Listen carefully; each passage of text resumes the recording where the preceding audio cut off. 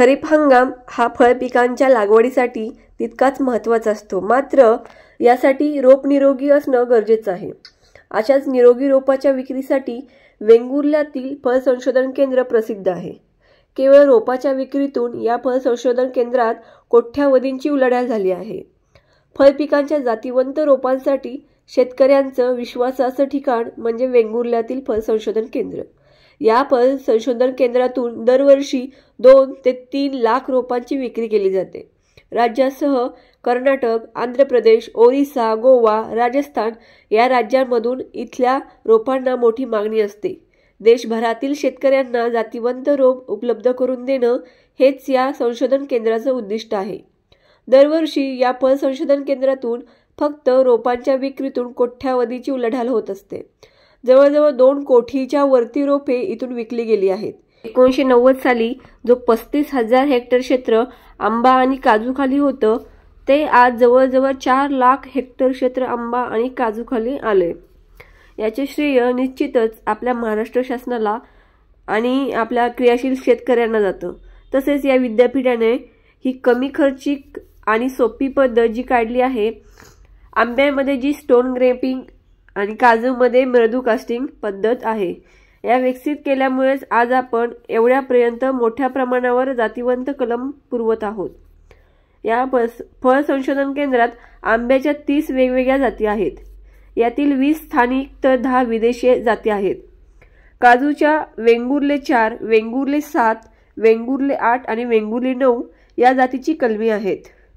या फळ संशोधन केंद्रात काजूच्या 9 नव्या जाती विकसित करण्यात आल्या आहेत। आंबा आणि काजूचं कलम तयार करण्यासाठी कोकण कृषी विद्यापीठानं 2 पद्धती विकसित केल्या आहेत, एक वाडा आणि दुसरी मृदकाष्ट। या 2 पद्धतीनेच इथली कलम तयार केली जातात।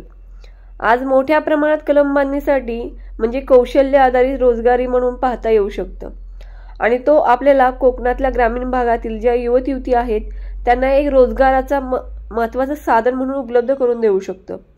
शेतकऱ्यांसाठी ट्रेनिंग अरेंज केलं जातं, ते पूर्णपणे फ्री असतं, कारण ऑक्टोबर, नोव्हेंबर किंवा मार्च, एप्रिल या दरम्यान जी कलम बांधणी केली जाते तेव्हाच हे प्रशिक्षण दिलं जातं।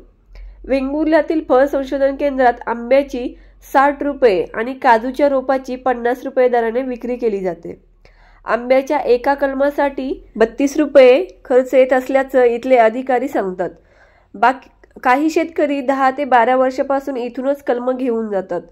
माफक दरात जातीवंत कलम मिळत असल्याने शेतकरी ही समाधानी आहेत। तुम्ही बाहेर कुठे कलम घेतले तर ते कलम तुम्हाला फसवू शकतात, पण वेंगुर्ल्याच्या फळ संशोधन केंद्रात तुम्हाला खात्रीशीर कलम मिळतात आणि याचे रेट सुद्धा खूप कमी आहेत।